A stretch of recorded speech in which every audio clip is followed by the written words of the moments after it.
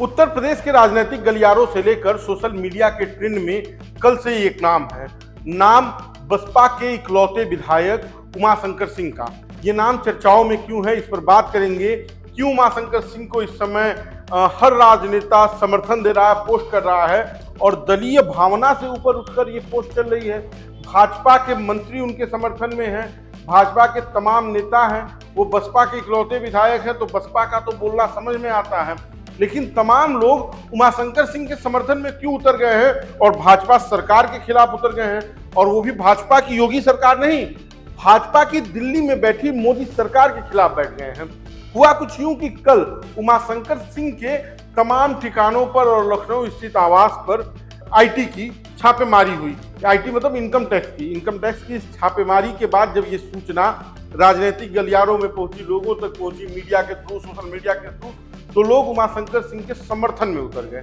उमाशंकर सिंह बलिया की रसड़ा विधानसभा क्षेत्र से बसपा के इकलौते विधायक हैं और लंबे समय से राजनीति में सक्रिय हैं। जब आप बलिया और उसके आसपास के क्षेत्रों में जाएंगे तो उमाशंकर सिंह के नाम को जब आप लेंगे तो लोग कहेंगे कि ये जनप्रिय विधायक हैं, जनता में इनकी एक अलग पहचान है। और उससे भी बड़ी बात ये कि उमाशंकर सिंह अपने क्षेत्र में गरीबों के लिए, जो वहाँ के लोग हैं उनके लिए काफ़ी काम करते हैं, लोगों में ज़्यादा लोकप्रिय हैं। गरीब बेटियों के विवाह में, गरीबों की बेटियों के विवाह में और तमाम तरह के कार्यक्रमों में इनकी भागीदारी रहती है। कई सारे सामूहिक विवाह कराते हैं, इसलिए इनकी चर्चा खूब होती है। जहाँ भी सरकारी कंस्ट्रक्शन का आपको काम दिख रहा होगा, यहाँ पर भी आपको पुल बनता हुआ दिख रहा होगा, सड़क बनती हुई दिख रही होगी, वहाँ पर गाड़ियों पे जो ट्राला ढाला होते हैं, जो जेसीबी वगैरह होते हैं, उस पर एक नाम दिखता होगा, छात्र शक्ति। छात्र शक्ति वही कंपनी है जिसके मालिक या कह लीजिए कि कर्ता धर्ता उमाशंकर सिंह हैं, और पूरे प्रदेश में एक बड़ी कंस्ट्रक्शन कंपनी के तौर पे इसे जाना जाता है और इनका एक अलग नाम है। लेकिन जब आईटी की कार्रवाई उमाशंकर सिंह के घर पर हुई और उनके तमाम ठिकानों पर हुई, तो तमाम नेता उनके समर्थन में क्यों आ गए।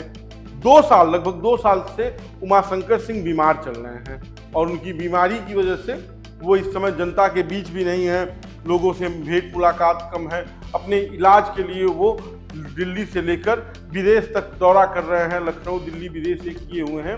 उन्हें लोग बता रहे हैं कि ब्रेन कैंसर है, जिसकी वजह से वो लंबे समय से बीमार हैं और उसी परेशानी से, उसी बीमारी से जूझ रहे हैं। और इसी बीच जब आईटी यानी इनकम टैक्स की छापेमारी हुई तो तमाम नेता इस बात का विरोध करने लगे। लोग कह रहे हैं कि जब वो अस्वस्थ थे तो इस तरह की कार्रवाई की क्या जरूरत है। आज तक किसी ने भी उमाशंकर सिंह के ऊपर उंगली नहीं उठाई है और उनके ऊपर इस तरह के आरोप लगाना ये राजनीतिक विद्वेष है। खैर, जब छापेमारी शुरू हुई तो योगी सरकार में मंत्री और कह लीजिए कि उमाशंकर सिंह के रिश्तेदार दिनेश प्रताप सिंह ने एक पोस्ट किया जो सबसे ज़्यादा वायरल हुई और जिस पर खूब चर्चा चल रही है। भाजपा के मंत्री और बसपा विधायक के समर्थन में। वजह यह है कि उमाशंकर सिंह और दिनेश प्रताप सिंह दोनों लोग संधि हैं। दिनेश प्रताप सिंह की बेटी का विवाह उमाशंकर सिंह के पुत्र से हुआ है, इसलिए ये कह लीजिए कि ये पोस्ट एक रिलेशन के लिए, एक रिश्ते के लिए भी किया गया है।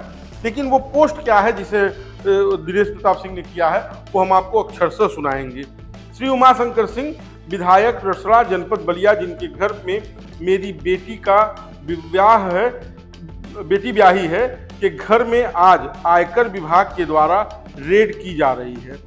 देश प्रदेश के राजनेता, आयकर सहित सभी संस्थाओं को पता है कि श्री उमाशंकर सिंह 2 वर्ष से अधिक से जिंदगी और मौत के बीच संघर्ष कर रहे हैं। वर्तमान परिस्थिति में श्री उमाशंकर सिंह जी के लिए धनार्जन नहीं, सांसें बचाने में ही सारा समय और धन व्यय हो रहा है। सभी व्यवसाय लगभग बंद हो गए हैं। आज अपने आवास में वो आइसोलेशन में रह रहे हैं। विधानसभा का सत्र एक विधायक के लिए महत्वपूर्ण होता है, लेकिन 1 घंटे के लिए भी नहीं जा सके हैं।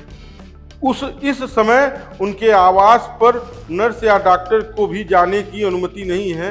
यदि उनके जीवन को कोई हानि होती है तो ये संवेदनहीन संस्थाएं जिम्मेदार होंगी।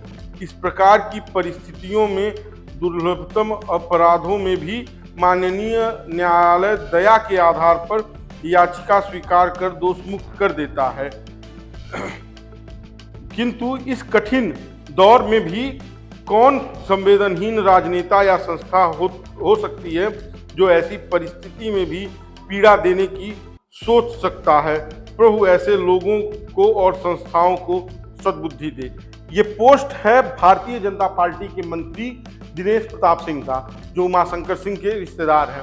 अब आप सोचिए कि उमाशंकर सिंह के वहां आईटी का छापा पड़ा है और दर्द भाजपा नेता के पेट में हो रहा है। रिश्तेदारी अपनी जगह, लेकिन इन्होंने तो वो भी लांघ दिया जो दलीय सीमा होती है। खैर, इस परिस्थिति में छापेमारी तो नहीं होनी चाहिए थी, उनके ठीक होने का इंतजार करना चाहिए था।